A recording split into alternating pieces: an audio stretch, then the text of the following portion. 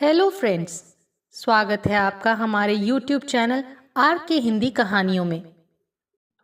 आज की कहानी है सोने के पिंजरे से मुक्ति।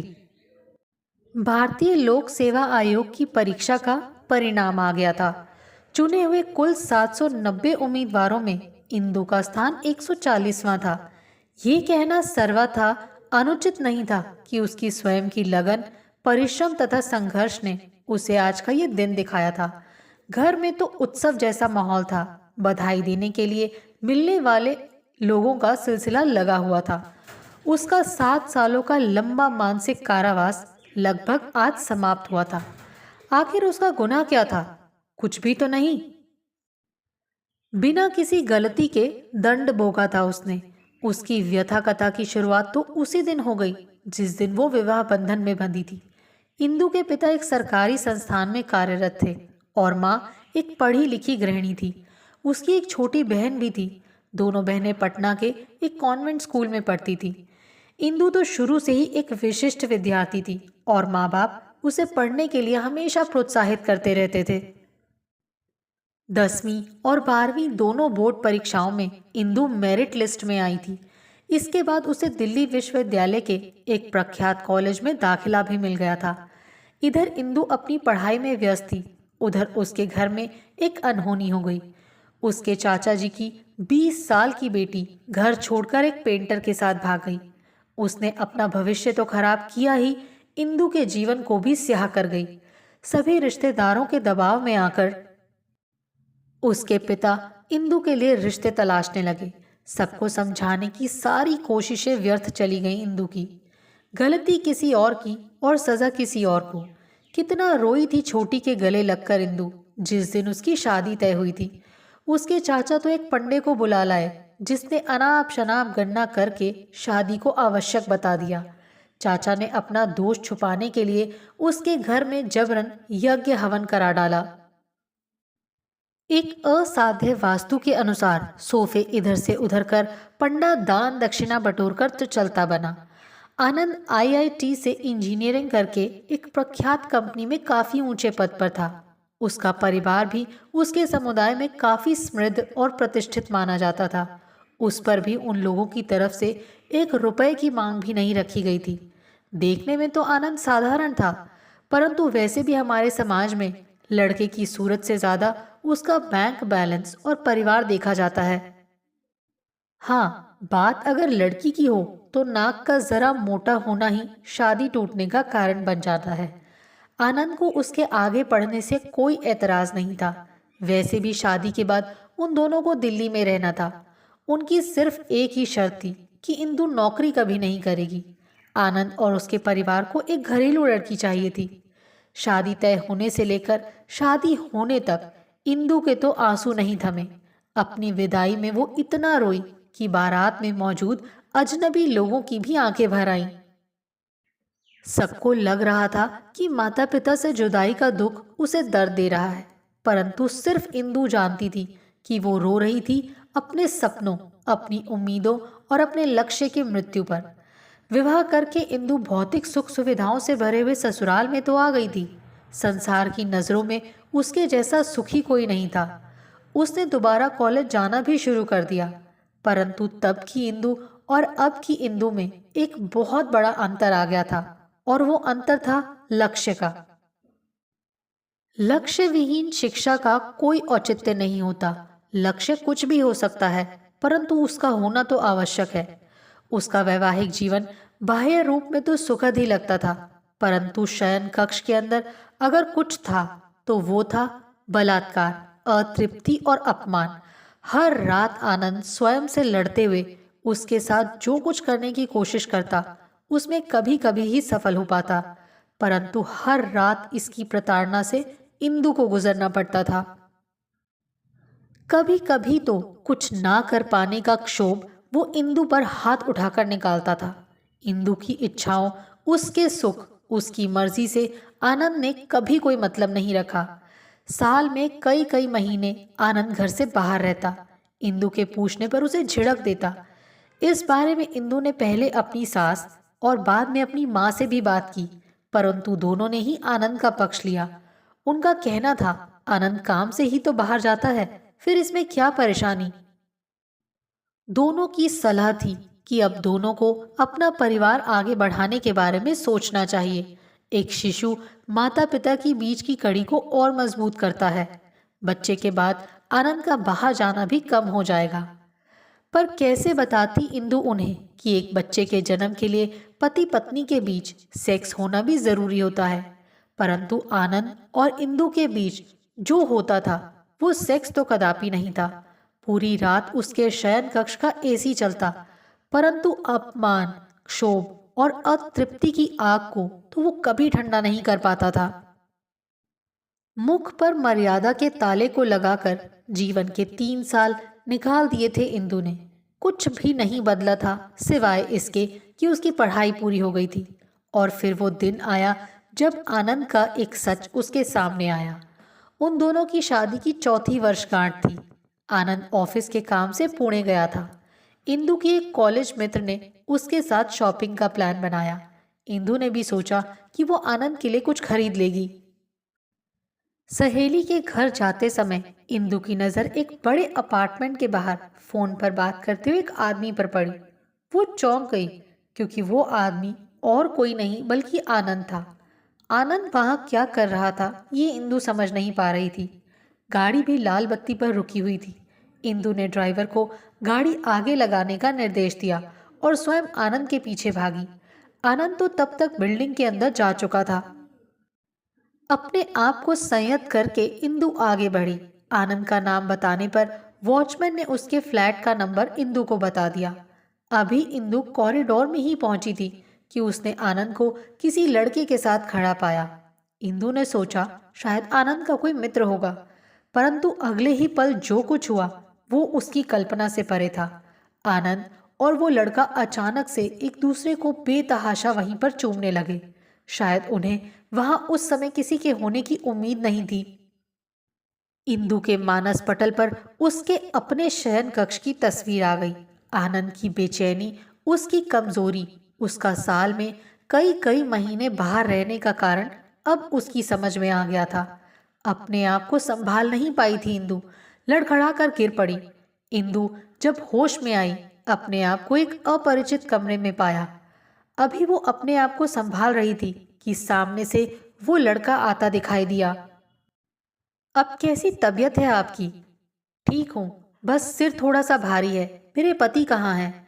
अभी वो उस लड़के से बात करने के मूड में बिल्कुल नहीं थी। सिर तो भारी होगा ही, चोट जो लगी है। अच्छी खासी भीड़ इकट्ठी कर ली थी आपने तो। वो तो मैंने बात संभाल ली। अच्छा, क्या बताया आपने लोगों को? यही कि आप मेरी कज़न हैं। अब ये तो बता नहीं सकता कि आप मेरी सौतन हैं। हाँ, उसकी बेहयाई पर इंदु ठगी सी रह गई, परंतु अपने पर काबू रखकर उसने जवाब दिया, जी बिल्कुल, सच बता देना चाहिए था आपको। अच्छा, सच बता देना चाहिए था। उसी वक्त चीखते हुए आनंद कमरे में दाखिल हुआ। कितना बेशरम और संगदिल इंसान था वो। अभी भी उसकी नजरों में लेश मात्र भी पछतावा नहीं था। आनंद, शांत हो जाओ। इंदु आज के जमाने की लड़की है, मुझे यकीन है वो हमें समझेगी। समझोगी ना इंदु? मिस्टर सौतन, आप बिल्कुल सही कह रहे हैं। मैं समझती हूँ, परंतु आपको नहीं लगता कि इसे मैं ज्यादा अच्छे से समझ पाती अगर मुझसे खुलकर बात की जाती? मिस्टर सौतन, मेरा नाम राजीव है। हाँ तो राजीव, आपको तो पता है आपकी गलती क्या है। यही कि हम गे नहीं। आप क्या हैं उसमें आपका बस नहीं, इसीलिए वो आपकी गलती हो ही नहीं सकती। राजीव को बीच में ही रोककर इंदु बोली। तो फिर? इस बार आनंद बोला, मुझसे शादी क्यों की थी? मेरी जिंदगी बर्बाद क्यों की? ये आपकी गलती है आनंद। और राजीव, आपकी गलती ये कि आपने इन्हें नहीं रोका। मैंने समाज के लिए तुमसे शादी की, मुझे घर संभालने के लिए एक बीवी तो चाहिए थी। और फिर तुम्हें क्या कमी थी? सोना, हीरा, लेटेस्ट गैजेट, महंगे कपड़े, और क्या चाहिए था तुम्हें? अच्छा, तो फिर आपको दिखावे के लिए एक पत्नी चाहिए थी। तो फिर हर रात मुझ पर वो जुल्म क्यों किया आपने, जो आप करना ही नहीं चाहते थे या कर ही नहीं सकते थे? तुम्हें क्या लगता है वो सब मैं अपनी मर्जी से करता था? तुमसे कहीं ज्यादा मुझे तकलीफ होती थी, पर माँ, उन्हें तो खानदान का वारिस चाहिए था। उन्होंने मुझसे वादा किया था कि उसके बाद मुझे अपनी जिंदगी अपनी मर्जी से जीने की आज़ादी होगी। मम्मी जी को सब पता था? जी हाँ, वरना तुम जैसे कंगालों से रिश्ता कौन करता। मम्मी को तुम गऊ जैसी सीधी लगी थी। तुम्हारे बाप की औकात भी है हमारे सामने खड़े होने की। चलो अच्छा ही है तुम्हें पता चल गया। जाओ अब घर जाओ। सही पहचाना आपकी माँ ने, मैं गऊ हूँ, परंतु वो मेरे सिर के ऊपर के सींगों को देखना भूल गई। अपमान की आग में झुलसती हुई इंदु ने कहा। अच्छा, क्या करेगी तू, जरा मैं भी तो सुनूं। मैं सबको तुम्हारे और तुम्हारे खानदान की असलियत बता दूंगी। तुम सब इंसान के भेष में छिपे भेड़िए हो। मैं जा रही हूँ, हमारी अगली मीटिंग कोर्ट में होगी। अच्छा, ये बात है। राजीव, देख, मैंने कहा था ना, ये ऐसे नहीं मानेगी। चल आजा, चढ़ जा इसके ऊपर। उन दोनों ने इसकी तैयारी शायद तभी कर ली थी जब इंदु बेहोश पड़ी थी। इंदु मुसीबत में फंस चुकी थी। उसे थोड़ा होशियार रहना चाहिए था, परंतु आनंद इतना नीचे गिर जाएगा इसकी कल्पना उसने नहीं की थी। राजीव ने इंदु को बिस्तर पर गिरा दिया और उसके कपड़े उतारने की कोशिश कर रहा था। ये सब कुछ आनंद अपने वीडियो में रिकॉर्ड कर रहा था। अरे राजीव, उतर नहीं रहा तो फाड़ दे, फिर इसका वीडियो बनाएंगे। हमें धमकी दे रही थी। इसके बाद ये वही करेगी जो हम कहेंगे, वरना ये वीडियो। तभी दरवाजे की घंटी जोर से बजी। रुक रुक कर काफी बार बजी। राजीव और आनंद दोनों चौंक पड़े। इस बात का फायदा उठाकर इंदु ने राजीव को वहां किक मारी जहां उसे सबसे ज्यादा दर्द होता। फिर जोर जोर से शोर करती हुई दौड़ी। आनंद ने लपक कर उसका मुंह बंद किया और उसका सिर दीवार पर जोर से दे मारा, परंतु तब तक उसकी आवाज बाहर जा चुकी थी। लोगों ने दरवाजा तोड़ दिया था। स्थानीय लोगों ने पुलिस को भी बुला लिया था। दरवाजा तोड़ने पर उसके अस्त व्यस्त कपड़ों को देखकर लोगों को सारा माजरा समझते देर नहीं लगी थी। गनीमत यह हुई कि पुलिस की पेट्रोलिंग टीम भी पास में ही थी, इसीलिए पुलिस को भी आने में ज्यादा समय नहीं लगा।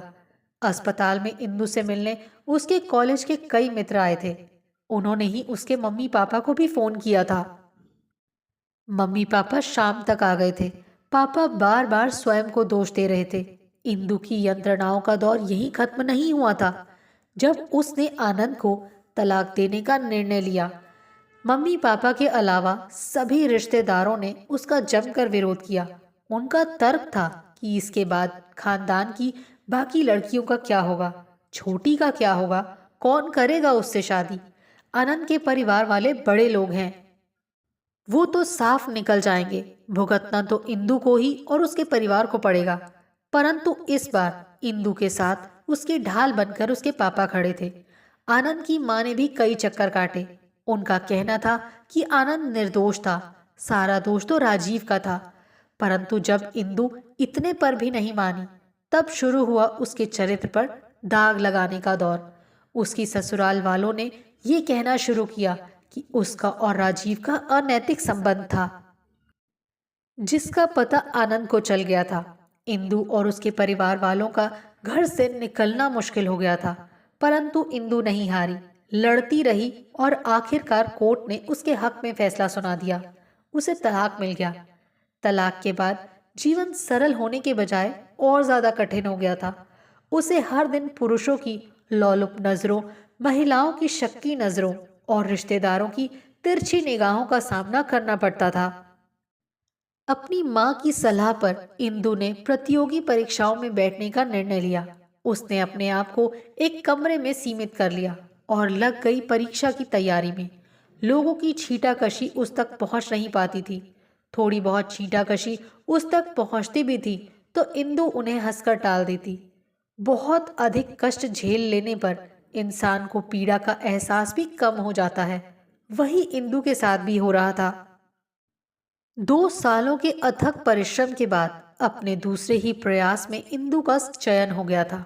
आज उसने अपना आत्मसम्मान और अपनी आजादी दोनों पा लिए थे। इंदु, बाहर आजा बेटा। दीदी, क्या कर रही हो? माँ और छोटी की आवाज से इंदु वर्तमान में लौट आई थी। बाहर रिश्तेदारों और जानने वालों की फौज बैठी हुई थी। भविष्य में कुछ पाने की आशा लेकर कई गुमनाम रिश्तेदार तो ऐसे प्रकट हो रहे थे जैसे थोड़े से शहद को देखकर चींटियां न जाने कहां से प्रकट हो जाती हैं। भाई साहब, अब तो इंदु के लिए अच्छे रिश्तों की कमी नहीं होगी, कोई कह रहा था पापा से। बात घूम फिर कर वहीं आ गई थी। शादी जैसे स्त्री जीवन का एकमात्र लक्ष्य और उसकी पूर्णता शादी में ही है। बेटा, पंडित जी आ गए हैं, तभी चाचा जी भी टपके। इन्हीं की कृपा से सब कुछ हुआ है। जी नहीं चाचा, इनकी कृपा से तो मेरे 7 साल खराब हुए हैं। मैंने जो दुख झेले हैं उन्हें मैं ही जानती हूँ। उसकी वकील भी आई। उन्हें गले लगाकर वो बोली, सोने के पिंजरे से निकला पक्षी, सामने उसके अनंत आकाश था। पड़ा जंजीर का टुकड़ा अभी भी पैरों में था। उसके पिंजरे का दरवाजा भी था खुला। पलट कर ना देखा उसने दोबारा। झटक कर उस टुकड़े को भी तोड़ दिया। मुक्त होना क्या होता है ये अब उसने था जान लिया। आपको हमारी ये कहानी कैसी लगी, प्लीज़ कमेंट करके ज़रूर बताइए। अगर आप इस चैनल पर नए हैं तो इसे सब्सक्राइब करें और शेयर करें। Thank you.